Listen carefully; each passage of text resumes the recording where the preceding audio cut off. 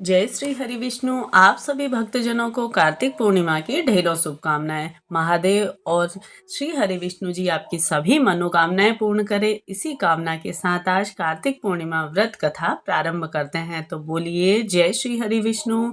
द्वापर युग में एक समय की बात है कि यशोदा जी ने कृष्ण से कहा, हे कृष्ण, तुम सारे संसार के उत्पादन करता हो, पोषण करता हो तथा संहार करता हो।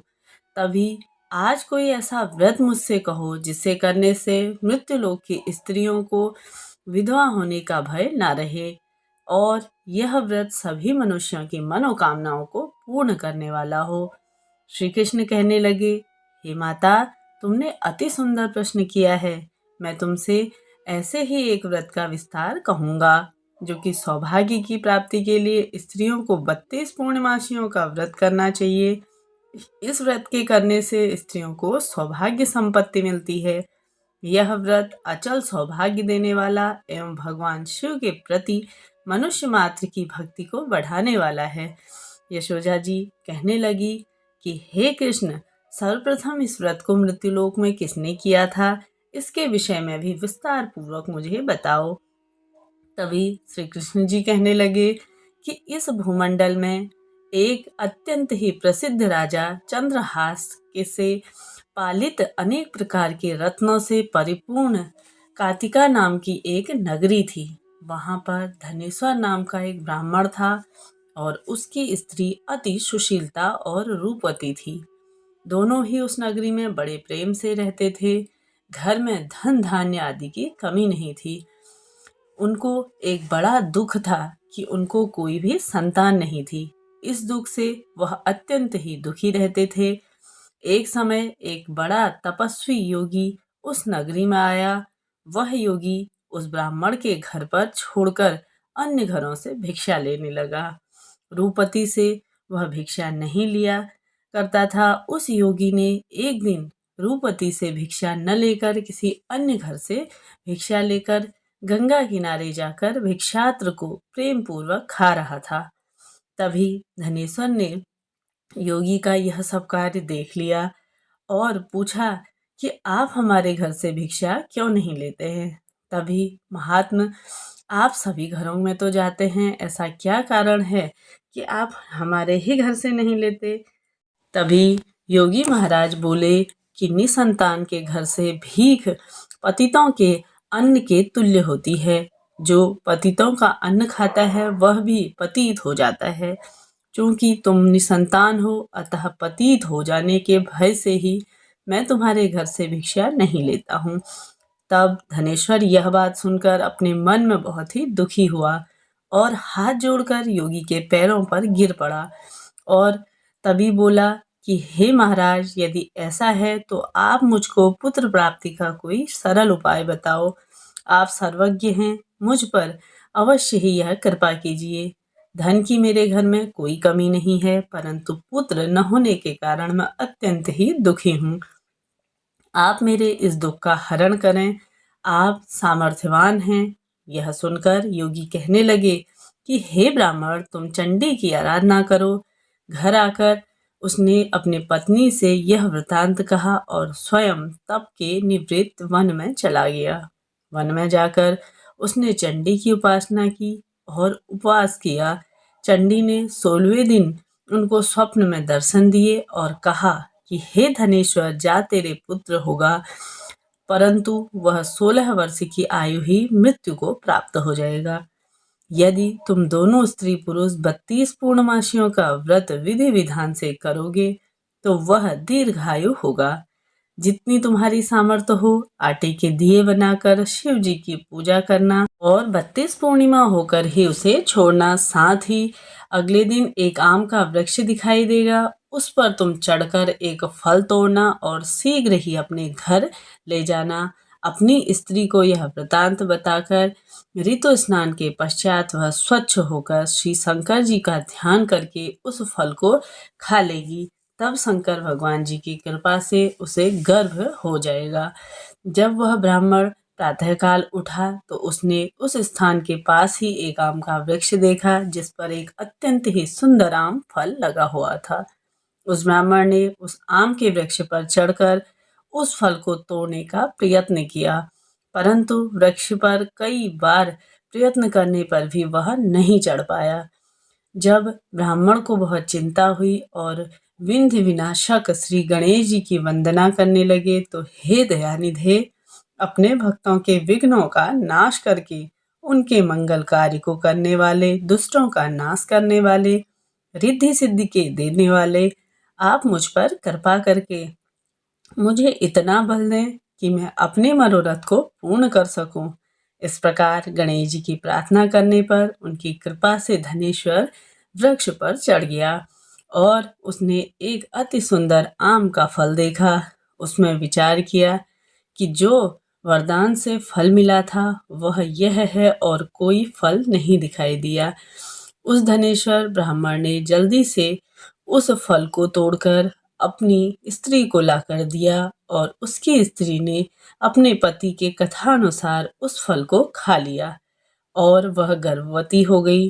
देवी की जी के समीप कृपा से उसे एक अत्यंत ही सुंदर पुत्र प्राप्त हुआ, जिसका नाम उन्होंने देवीदास रखा। माता पिता के हर्ष और शोक के साथ वह बालक शुक्ल पक्ष के चंद्रमा की भांति अपने पिता के घर में बढ़ने लगा। भवानी की कृपा से वह बालक बहुत ही सुंदर, सुशील और विद्या पढ़ने में बहुत ही निपुण हुआ करता था। दुर्गा जी की आज्ञानुसार उसकी माता ने 32 पूर्णमासी का व्रत धारण किया और उसको उसका पुत्र बड़ी आयु वाला हो जाता है। 16वां वर्ष लगने ही देवीदास के पिता बड़े ही दुखी हो गए, क्योंकि उनके पुत्र की इस वर्ष मृत्यु न हो जाए। इसलिए उन्होंने अपने मन में विचार किया कि यह दुर्घटना उनके सामने न हो, क्योंकि वह इस बात को सहन नहीं कर पाएंगे। अस्तु उन्होंने देवीदास के मामा को बुलाया और कहा कि हमारी इच्छा है कि तुम देवीदास को 1 वर्ष तक काशी में जाकर विंध्यान्तक करें और उसको अकेला भी नहीं छोड़ना चाहिए। इसलिए साथ में ही तुम चले जाओ और 1 वर्ष के पश्चात इसको वापस लौट के ले आना। सब प्रबंध करके उसके माता पिता ने काशी जाने के लिए देवीदास को एक बड़े घोड़े पर बैठाकर उसके मामा के साथ विदा किया, किंतु यह बात उसके मामा या किसी और से नहीं कही। धनेश्वर ने सपनीक अपने पुत्र की मंगल कामना तथा दीर्घायु के लिए भगवती दुर्गा की आराधना और पूर्णमासियों का व्रत प्रारंभ कर दिया। इस प्रकार 32 पूर्णमासियों का व्रत पूरा हुआ। कुछ समय पश्चात एक दिन वह दोनों मामा और भांजा मार्ग में रात्रि बिताने के लिए किसी ग्राम में ठहर गए। उस दिन उस गांव में एक ब्राह्मण की अत्यंत सुंदर, सुशील, विदुषी और गुणवती कन्या का विवाह होने वाला था। जिस धर्मशाला के अंदर वर और उसकी बारात ठहरी हुई थी, उसी धर्मशाला में देवीदास और उसके मामा भी ठहर गए। संयोगवश कन्या को तेल आदि चढ़ाकर मंडप आदि का कृत्य किया गया, तो लग्न के समय वर को धनुर्वांत हो गया। अस्तु वर के पिता ने अपने कुटुंबकियों से परामर्श करके निश्चय किया कि यह देवीदास मेरे पुत्र जैसा ही है, मैं इसके साथ ही लग्न करा दूं और बाद में विवाह के अन्य कार्य मेरे लड़के के साथ हो जाएंगे। ऐसा सोचकर देवीदास के मामा से जाकर बोला कि तुम थोड़ी देर के लिए अपने भांजे को हमें दे दो, जिससे विवाह के लग्न का सब कृत्य सुचारू रूप से हो जाए। तब उसका मामा कहने लगा कि जो कुछ भी मधुपर्क आदि कन्यादान के समय वर को मिलेगा वह सब तो हमें ही दिया जाएगा, तो मेरा भांजा इस बारात का दूल्हा बन जाएगा। यह बात वर के पिता ने स्वीकार कर ली। उसने अपने भांजे को वर बनाने के लिए भेज दिया और साथ ही सब विवाह कार्य रात्रि में ही विधि पूर्वक संपन्न हो गए। पत्नी के साथ वह भोजन न कर सका और अपने मन में सोचने लगा कि न जाने यह किसी की स्त्री होगी। वह एकांत में इसी सोच में गर्म निश्वास छोड़ने लगा तथा अपनी आंखों में आंसू भी आ गए। तब वधू ने पूछा कि क्या बात है, आप इतने उदास क्यों हैं? तब उसने सब बातें जो वर के पिता ने कही और मामा से हुई थी उसने सब उसे बता दी। तब कन्या कहने लगी, अब ब्रह्म विवाह के विपरीत कैसे हो सकता है? अब मैं आप ही को अपना पति मानती हूँ और किसी अन्य को नहीं। तब देवीदास ने कहा, ऐसा मत करिए, क्योंकि मेरी आयु बहुत थोड़ी सी है, मेरे पश्चात आपकी क्या गति होगी। इन बातों को अच्छी तरह विचार कर लो। परंतु वह दृढ़ विचार में थी। बोली कि जो आपकी गति होगी वही मेरी भी गति होगी। हे स्वामी, आप उठिए और भोजन करिए, आप निश्चय ही भूखे होंगे। इसके बाद देवीदास और उसकी पत्नी दोनों ने भोजन किया तथा शेष रात्रि में वे सोते रहे। प्रातःकाल देवीदास ने अपनी पत्नी को 3 नगों से जड़ी हुई एक अंगूठी दी, एक रुमाल दिया और बोले, हे प्रिय, इसे लो और संकेत समझकर स्थिरचित हो जाओ। मेरा मरण और जीवन जानने के लिए एक पुष्प वाटिका बना लो, उसमें सुगंधित वाली एक नव मल्लिका लगा दो, उसको प्रतिदिन जल से सींचना और आनंद के साथ खेलो कूदो तथा उत्सव मनाओ। जिस समय और जिस दिन मेरा प्राणांत होगा ये फूल सूख जाएगा और जब ये फिर से हरे हो जाएं तो जान लेना कि मैं जीवित हूँ। यह बात निश्चय करके समझ लेना, उसमें कोई संचय नहीं है। यह समझाकर वह वहाँ से चला गया। प्रातःकाल होते ही वहाँ पर गाजे बाजे बजने लगे और जिस समय विवाह के कार्य समाप्त करने के लिए वर तथा बाराती मंडप में आए तो कन्या ने वर को भली प्रकार से देखकर उसके पिता से कहा कि पिताजी, मेरा पति यह नहीं है जिसके साथ मैंने रात्रि में परिग्रहण हुआ है, उसके साथ मेरा विवाह नहीं हुआ। यदि यह वही है तो बताए कि मैंने इसको क्या दिया है। मधुपर्क और कन्यादान के समय जो मैंने भुणादि दिए हैं उन्हें दिखाए तथा रात्रि में मैंने क्या गुप्त बातें कही हैं वह सब सुनाए। पिता ने उसके कहा अनुसार वर को बुलाया। कन्या की यह बातें सुनकर वह कहने लगा कि मैं कुछ नहीं जानता हूँ। इसके पश्चात लज्जित होकर वह अपना मुंह लेकर जाने लगे और बारात अपमानित होकर वापस चले गई। भगवान श्री कृष्ण बोले, हे माता, इस प्रकार देवीदास काशी विद्यांचल के लिए चला गया। जब कुछ समय बीत गया तो काल से प्रेरित होकर वह सर्परात्रि में समय उसको डसने के लिए वहां आ गया। उस विषधर के प्रभाव से उसने शयन का स्थान चारों ओर विष की ज्वाला से विषैले हो गया, परंतु व्रतराज के प्रभाव से उसको काटने न पाया, क्योंकि उसकी माँ ने पहले ही 32 पूर्णिमाओं का व्रत रखा था। इसके बाद मध्याह्न के समय स्वयं काल वहां पर आया और उसने शरीर से उसके प्राणों को निकालने का प्रयत्न किया, लेकिन वह भी मूर्छित होकर पृथ्वी पर गिर पड़ा।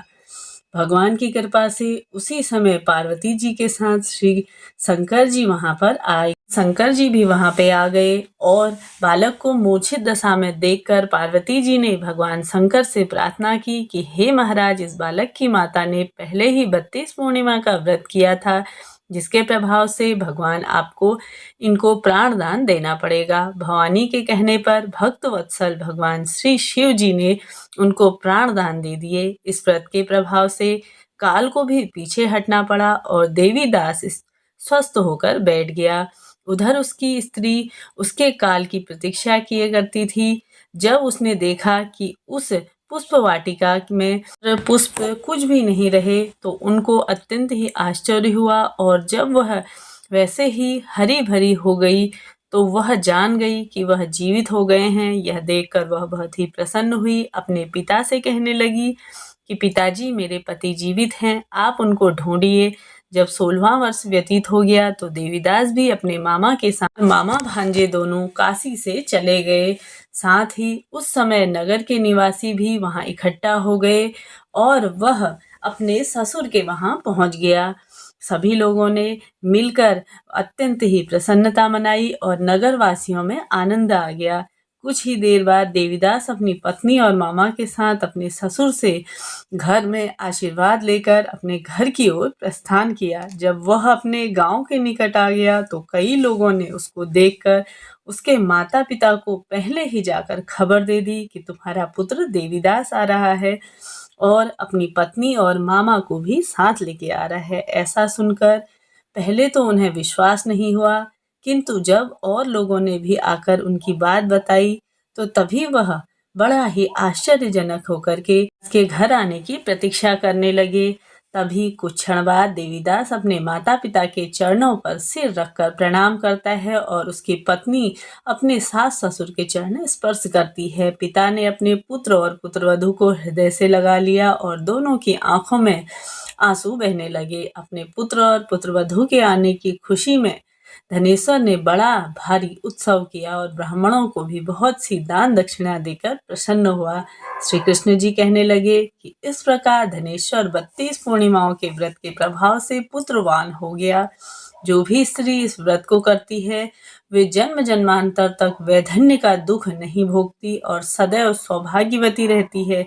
यह मेरा वचन है, इसमें कोई संदेह नहीं है। यह पुत्र पौत्र दोनों को देने वाली तथा संपूर्ण मनोकामनाओं को पूर्ण करने वाली 32 पूर्णिमाओं के व्रत करने से व्यक्ति की समस्त प्रकार की मनोकामनाएं पूर्ण होती हैं और जीवन सुखमय बन जाता है। कथा यहाँ पर पूर्ण होती है। तो बोलिए हर हर महादेव, जय श्री हरि विष्णु। मिलते हैं नेक्स्ट वीडियो में, तब तक के लिए जय माता रानी।